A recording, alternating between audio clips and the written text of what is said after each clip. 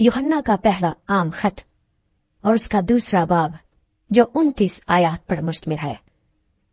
ऐ मेरे बच्चों, ये बातें मैं तुम्हें इसलिए लिखता हूं कि तुम गुनाह न करो, और अगर कोई गुनाह करे तो बाप के पास हमारा एक मददगार मौजूद है, यानी यीशु मसीह रास्तबाज, और वही हमारे गुनाहों का कफारा है, और न सिर्फ हमारे ही गुनाहों का बल्कि तमाम दुनिया के गुनाहों का भी। अगर हम उसके हुक्मों पर अमल करेंगे तो इससे हमें मालूम होगा कि हम उसे जान गए हैं। जो कोई ये कहता है कि मैं उसे जान गया हूं और उसके हुक्मों पर अमल नहीं करता, वो झूठा है और उसमें सच्चाई नहीं। हाँ, जो कोई उसके कलाम पर अमल करे उसमें यकीनन खुदा की मोहब्बत कामिल हो गई है। हमें इसी से मालूम होता है कि हम उसमें हैं। जो कोई ये कहता है कि मैं उसमें कायम हूं, तो चाहिए कि ये भी उसी तरह चले जिस तरह वो चलता था। ऐ अजीजो, मैं तुम्हें कोई नया हुक्म नहीं लिखता, बल्कि वही पुराना हुक्म जो शुरू से तुम्हें मिला है। ये पुराना हुक्म वही कलाम है जो तुमने सुना है। फिर तुम्हें एक नया हुक्म लिखता हूं, और ये बात उस पर और तुम पर सादिक आती है, क्योंकि तारीकी मिटती जाती है और हकीकी नूर चमकना शुरू हो गया है। जो कोई ये कहता है कि मैं नूर में हूं और अपने भाई से दावत रखता है, वो अभी तक तारीकी ही में है। जो कोई अपने भाई से मोहब्बत रखता है वो नूर में रहता है और ठोकर नहीं खाने का, लेकिन जो अपने भाई से दावत रखता है वो तारीकी में है और तारीकी ही में चलता है, और ये नहीं जानता कि कहाँ जाता है, क्योंकि तारीकी ने उसकी आंखें अंधी कर दी हैं। ऐ बच्चों, मैं तुम्हें इसलिए लिखता हूं कि उसके नाम से तुम्हारे गुनाह माफ हुए। ऐ बुजुर्गों, मैं तुम्हें इसलिए लिखता हूं कि जो इब्तदा से है उसे तुम जान गए हो। ऐ जवानों, मैं तुम्हें इसलिए लिखता हूं कि तुम उस शरीर पर गालिब आ गए हो। ऐ लड़कों, मैंने तुम्हें इसलिए लिखा है कि तुम बाप को जान गए हो।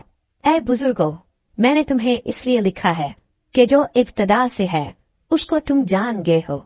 ऐ जवानों, मैंने तुम्हें इसलिए लिखा है कि तुम मजबूत हो और खुदा का कलाम तुम में कायम रहता है, और तुम उस शरीर पर गालिब आ गए हो।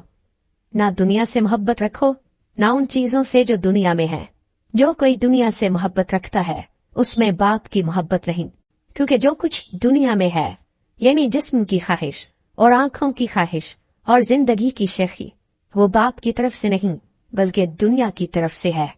दुनिया और उसकी ख्वाहिश दोनों मिटती जाती हैं, लेकिन जो खुदा की मर्जी पर चलता है वो अब तक कायम रहेगा। ऐ लड़कों, ये अखीर वक्त है, और जैसा तुमने सुना है कि मुखालफे मसीह आने वाला है, उसके मुआफिक अब भी बहुत से मुखालफे मसीह पैदा हो गए हैं। इससे हम जानते हैं कि यह अखीर वक्त है। वो निकले तो हम ही में से, मगर हम में से थे नहीं, इसलिए कि अगर हम में से होते तो हमारे साथ रहते, लेकिन निकल इसलिए गए कि ये जाहिर हो कि वो सब हम में से नहीं है। और तुमको उस कुद्दूस की तरफ से बसा किया गया है, और तुम सब कुछ जानते हो। मैंने तुम्हें इसलिए नहीं लिखा कि तुम सच्चाई को नहीं जानते, बल्कि इसलिए कि तुम उसे जानते हो, और इसलिए कि कोई झूठ सच्चाई की तरफ से नहीं है। कौन झूठा है सिवा उसके जो यीशु के मसीह होने का इनकार करता है। मुखालफे मसीह वही है जो बाप और बेटे का इनकार करता है। जो कोई बेटे का इनकार करता है उसके पास बाप भी नहीं। जो बेटे का इकरार करता है उसके पास बाप भी है।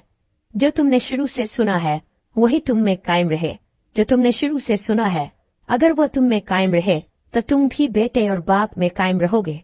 और जिसका उसने हमसे वादा किया वो हमेशा की जिंदगी है। मैंने ये बातें तुम्हें उनकी बाबत लिखी है जो तुम्हें फरेब देते हैं, और तुम्हारा वो मसा जो उसकी तरफ से किया गया तुम में कायम रहता है। और तुम इसके मोहताज नहीं कि कोई तुम्हें सिखाए, बल्कि जिस तरह वो मसा जो उसकी तरफ से किया गया तुम्हें सब बातें सिखाता है और सच्चा है और झूठा नहीं। और जिस तरह उसने तुम्हें सिखाया उसी तरह तुम उसमें कायम रहते हो। गर्ज ए बच्चों, उसमें कायम रहो, ताकि जब वो जाहिर हो तो हमें दलेरी हो और हम उसके आने पर उसके सामने शर्मिंदा ना हो। अगर तुम जानते हो कि वो रास्तबाज है तो ये भी जानते हो कि जो कोई रास्तबाजी के काम करता है वो उससे पैदा हुआ है।